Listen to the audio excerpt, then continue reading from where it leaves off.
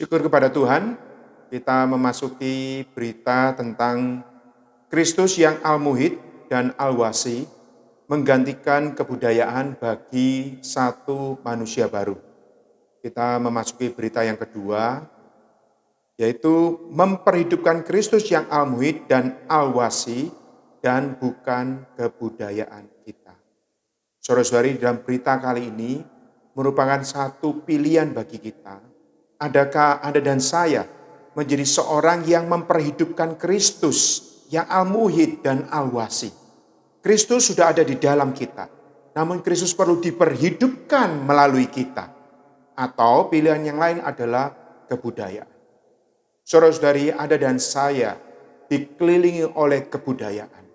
Berita yang lalu mengingatkan bahwa kaum beriman di Kolose begitu mengasihi Tuhan, tetapi mereka telah diserbu oleh kebudayaan-kebudayaan di lingkungan mereka.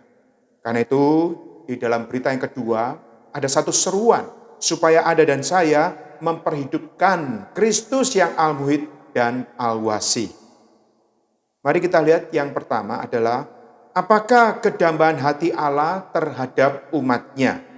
Di dalam Filipi pasal 1 ayat 20 sampai 21a, sebab yang sangat kurindukan dan kuharapkan ialah bahwa aku dalam segala hal tidak akan beroleh malu, melainkan seperti sedia kala. Demikian pun sekarang, Kristus dengan nyata dimuliakan di dalam tubuhku, baik oleh hidupku maupun oleh matiku.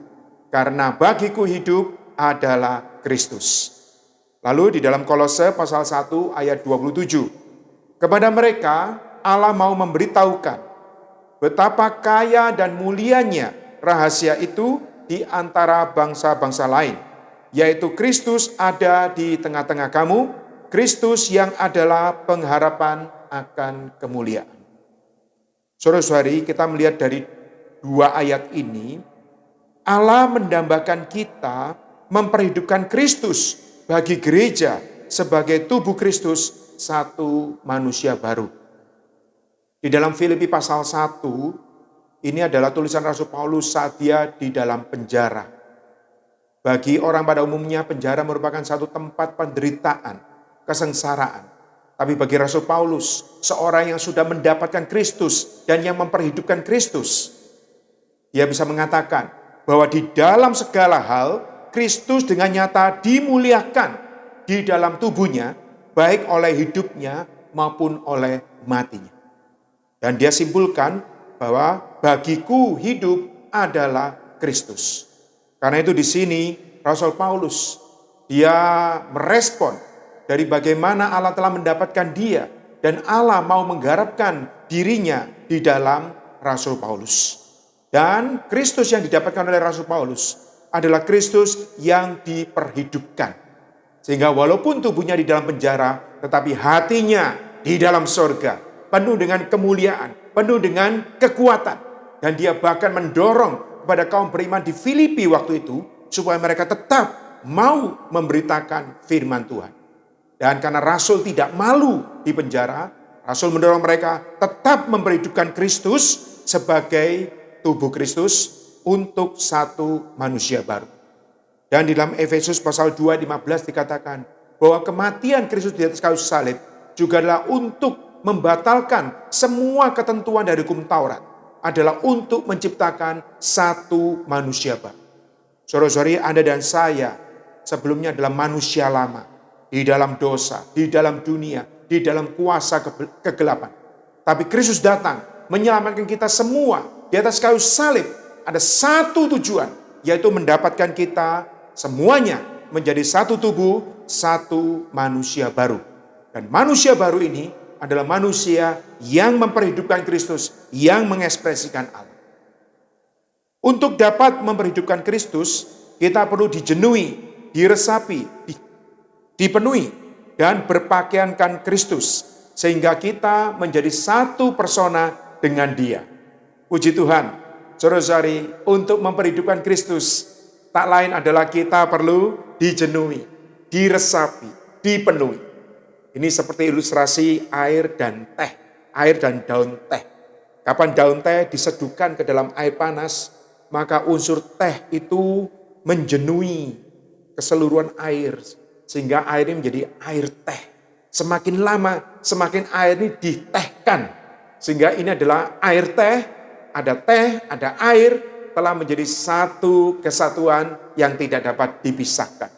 Demikian juga kita dengan Kristus, tatkala kita diresap jenuh oleh Dia, melalui firman-Nya, melalui kita menikmati Dia, melalui kita penyegaran pagi bersama dengan Dia. Oh, tak lain adalah Anda dan saya adalah dijenuhi, diresapi, dipenuhi. Jadi memperhidupkan Kristus adalah merupakan kepenuhan Dia. Dia memenuhi santero diri kita dan dikatakan di sini berpakaiankan Kristus. Saudara-saudari, kalau kita lihat berpakaian menunjukkan satu ekspresi. Saat kita dikatakan berpakaiankan Kristus, berarti kita ini mengekspresikan Kristus, memperhidupkan Dia. Sehingga kita menjadi satu persona dengan Dia. Di dalam 1 Korintus pasal 6 ayat 17, siapa yang mengikatkan diri bersama dengan Tuhan, menjadi satu roh dengan Dia. Saudara-saudari, semangat di dalam kitab Kolose, supaya Anda dan saya betul-betul disatukan dengan Kristus, tidak terlepas dari Kristus, sebaliknya memperhidupkan Kristus. Kita sering kurang memperhidupkan Kristus, karena lebih memperhatikan kebudayaan daripada Kristus. Di dalam Kolose pasal 2 ayat 4 dan ayat 8, ada satu peringatan kepada kaum beriman di Kolose, supaya mereka jangan diperdaya dengan kata-kata indah. Supaya mereka jangan diperdaya dengan filsafat yang kosong dan yang palsu. Ya, jadi filsafat itu adalah satu perkataan yang indah, yang enak didengar oleh telinga. Tetapi kalau Anda dan saya memiliki kepekaan rohani yang tajam, bahwa sesuatu hal, perkara yang di luar Kristus, walaupun itu enak didengar dengan telinga, tetapi jauh di dalam lubuk batin kita bisa mengatakan itu adalah sia-sia. Itu adalah kegelapan. Itu adalah tidak menurut Kristus. Karena itulah di sini ada satu seruan supaya kita lebih banyak menikmati Kristus sehingga kita memperhidupkan Dia. Kalau kita menikmati Kristus, kita akan memperhidupkan Kristus. Tapi kalau ada orang yang menikmati kebudayaan, memperhatikan kebudayaan, dia akan memperhidupkan kebudayaan. Semoga Anda dan saya memperhatikan Kristus, menikmati Dia, dan memperhidupkan Kristus. Selanjutnya, bagaimanakah jalan kedambaan hati Allah terhadap umatnya? Bagaimana jalan yang Allah lakukan di dalam Allah ingin supaya umatnya memperhidupkan Kristus? Di dalam Galatia pasal 4 ayat 19, hai anak-anakku, karena kamu aku menderita sakit bersalin lagi, sampai rupa Kristus menjadi nyata di dalam kamu. Di dalam Kolose pasal 3 ayat 4, apabila Kristus yang adalah hidup kita atau hayat kita menyatakan diri kelak, kamu pun akan menyatakan diri bersama dengan Dia dalam kemuliaan. Saudara-saudari, untuk menggenapkan kehendak hatinya, Allah datang untuk menggarapkan dirinya sendiri dalam Kristus ke dalam umatnya sebagai hayat dan segala sesuatu. Anda dan saya adalah umat perjanjian baru. Ciri khas dari umat perjanjian baru adalah Allah yang telah datang di dalam putranya, Yesus Kristus, melalui mati dan bangkit. Dia menjadi roh pemberi hayat. Dia menjadi hayat dan segala sesuatu untuk disalurkan kepada setiap orang yang percaya dan dilahirkan kembali. Lalu Kristus ini perlu bertumbuh di dalam kita. Perlu meresap jenuhi diri kita. Karena itulah dikatakan Galatia pasal 4 ayat 19, Rasul Paulus mengatakan pada kaum beriman di Galatia, hai anak-anakku, karena kamu aku menderita sakit bersalin lagi. Menderita sakit bersalin menunjukkan satu penderitaan. Bagaimana menderita bagi Kristus di tengah-tengah penganiayaan agama, invasi kebudayaan, invasi hukum Taurat yang begitu deras merambah kepada kaum beriman saat itu. Karena itulah di sini Rasul memiliki satu jerilah di dalam Kristus. Dia rela menderita untuk terus mengumandangkan, memberitakan firman kebenaran, menyalurkan suplai ayat, firman Tuhan, supaya kaum beriman tidak diselewengkan oleh kebudayaan apapun. sampai rupa Kristus menjadi nyata di dalam kamu. Saudara-saudari, semua jerih lelah dari para hamba Tuhan, orang-orang yang menyalurkan Kristus, tak lain ada membawa kita semua semakin hari semakin diserupakan dengan Kristus. Allah membangun dirinya sendiri dalam Kristus ke dalam kita, sehingga seluruh diri kita tersusun ulang dengan Kristus, mulai dari roh, jiwa, dan tubuh kita. Awalnya setelah kita percaya, roh kita dilahirkan kembali. Tetapi dari roh ini perlu mengalir keluar kepada jiwa kita, kepada pikiran, tekad, dan emosi kita. Karena itu dalam Kolose dikatakan, hendaklah pikiran kita memikirkan perkara yang di atas. Di dalam emosi ini, emosi kita perlu berakar, kita perlu terbangun di dalam kita. Di dalam tekad kita perlu baik-baik mengikuti Kristus, mendapatkan Dia sepenuhnya. Sampai kepada tubuh kita, di dalam Kolose pasal 3 ayat 4, apabila Kristus datang, Dia akan menyatakan diri, kita juga akan menyatakan diri bersama-sama dengan Dia di dalam kemuliaan. Saudara-saudari, Allah ingin menyalurkan dirinya dan membangun dirinya di dalam Kristus juga bersama-sama di dalam kita. Sehingga Anda dan saya, kita semua, kita perlu terbangun bersama-sama di dalam satu tubuh Kristus. Dengan Kristus Sang Kepala untuk memuliakan Dia. Selanjutnya adalah Kristus yang adalah semua dan di dalam segala sesuatu adalah jalan untuk menanggalkan kebudayaan. Saudara-saudari, seperti yang tadi saya katakan, di sekeliling kita banyak sekali kebudayaan. Bukan maksud kita untuk menanggalkan kebudayaan, membuang kebudayaan, sehingga kita dikatakan tidak memiliki budaya. Karena orang kalau melihat kita tidak memiliki budaya, mereka akan menganggap kita ini orang yang tidak beradab. Atau kita bisa mengadakan satu kebudayaan yang lain untuk menggantikan kebudayaan yang sekarang ini. Tetapi kalau semuanya bukan Kristus, itu sama saja adalah di dalam kegelapan. Karena itulah, di sini kita melihat di dalam Kolose pasal 3 ayat 11, dalam hal ini tiada lagi orang Yunani atau orang Yahudi, orang bersunat atau orang tak bersunat, orang barbar atau orang Skit, budak atau orang merdeka. Tetapi Kristus adalah semua dan di dalam segala sesuatu. Jadi dalam Kolose pasal 3 ayat 11, tatkala kaum beriman mendapatkan Kristus yang adalah semua. Jadi semua mencakup pada semua orang. Dan di dalam segala sesuatu. Ini juga artinya di dalam setiap pelosok batin kita perlu diresap jenuhi oleh Kristus. Maka ada satu kekuatan untuk bisa menggantikan kebudayaan dengan Kristus itu sendiri. Di dalam Galatia pasal 3 ayat 24 sampai 25. Jadi hukum Taurat adalah penuntun bagi kita sampai Kristus datang. Supaya kita dibenarkan karena iman. Sekarang iman itu telah datang. Karena itu kita tidak berada lagi di bawah pengawasan penuntun. Sebelum seseorang menerima Kristus, maka ia memerlukan kebudayaan untuk memelihara, mengatur, dan memperbaiki pribadi orang itu. Seperti di dalam Galatia pasal 3 ayat 24. Kebudayaan yang di dalam perjanjian lama adalah hukum Taurat. Adalah untuk menuntun supaya membawa orang itu bisa lebih baik di dalam perkataan, di dalam perilaku, supaya memiliki satu hormat di mata manusia.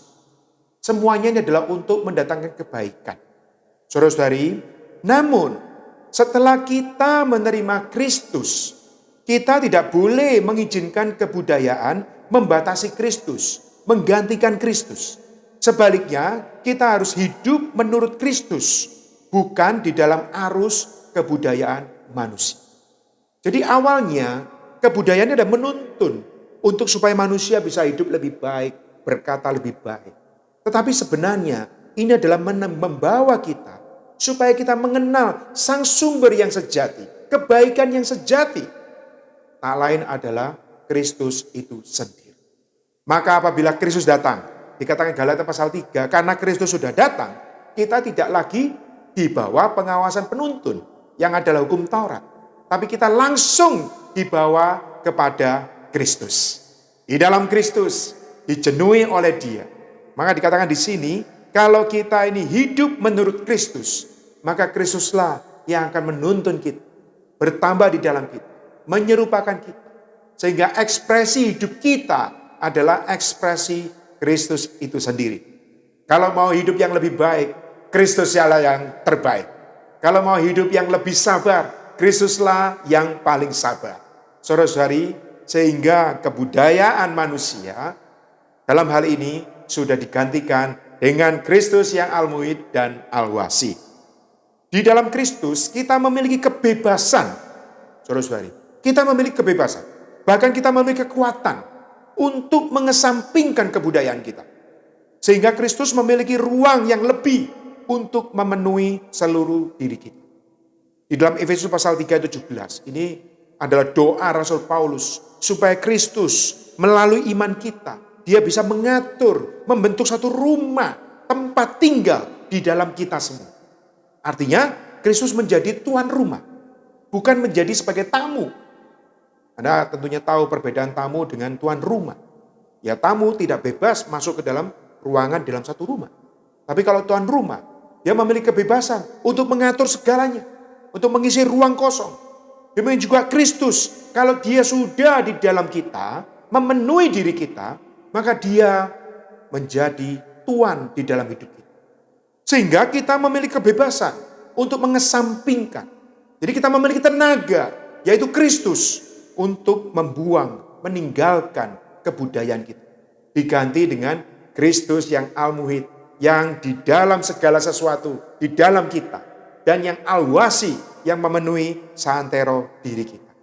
Di dalam Filipi pasal 3:8, Rasul Paulus dengan tegas mengatakan, apa yang dahulu dia anggap untung, setelah dia mendapatkan Kristus, dia mengatakan semuanya rugi dan membuangnya dan menganggapnya sampah, tetapi adalah untuk mendapatkan Kristus lebih banyak, lebih dalam. Karena itulah selanjutnya dikatakan dia mau mengejar Kristus, berlari-lari, menjawab panggilan sorga.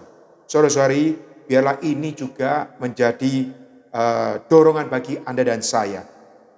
Kristus yang al-muhid dan al-wasi menjadi visi kita untuk menanggalkan kebudayaan.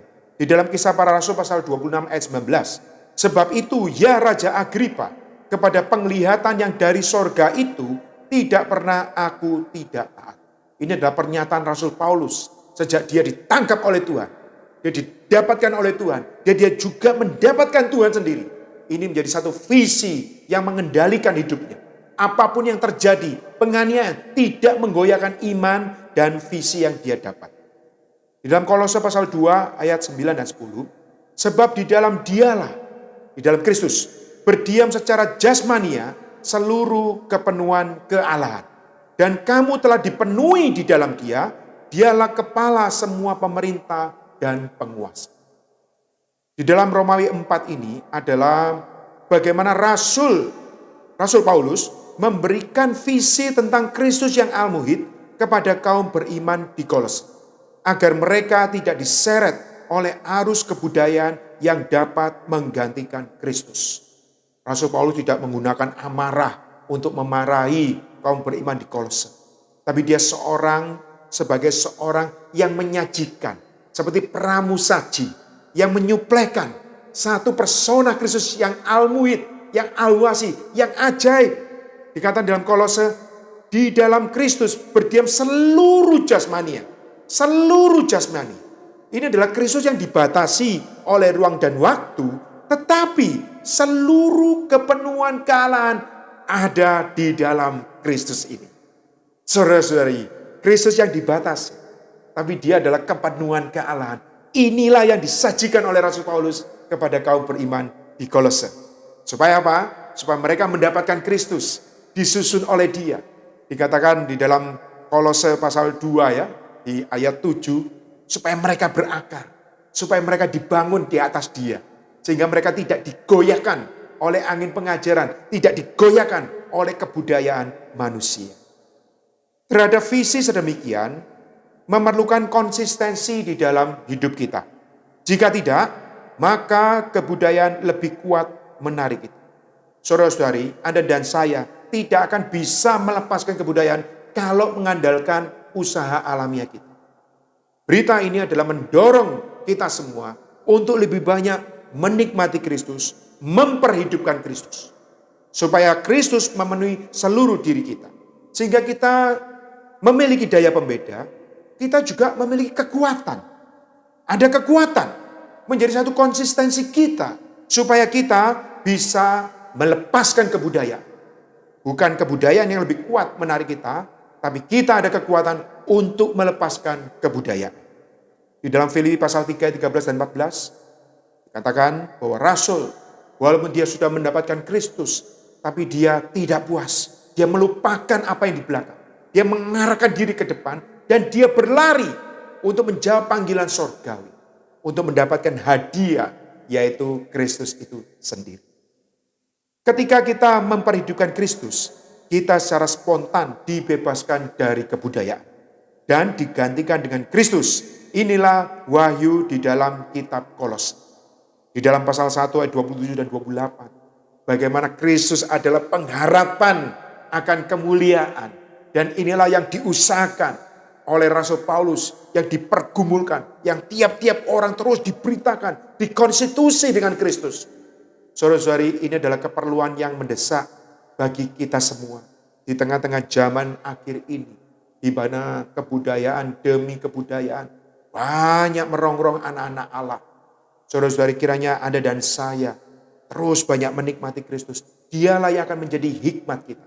Dialah yang akan menjadi damai sejahtera. Dia yang akan mengendalikan kita, menjadi kekuatan bagi kita untuk melepaskan semua kebudayaan, semua yang bukan dari Kristus.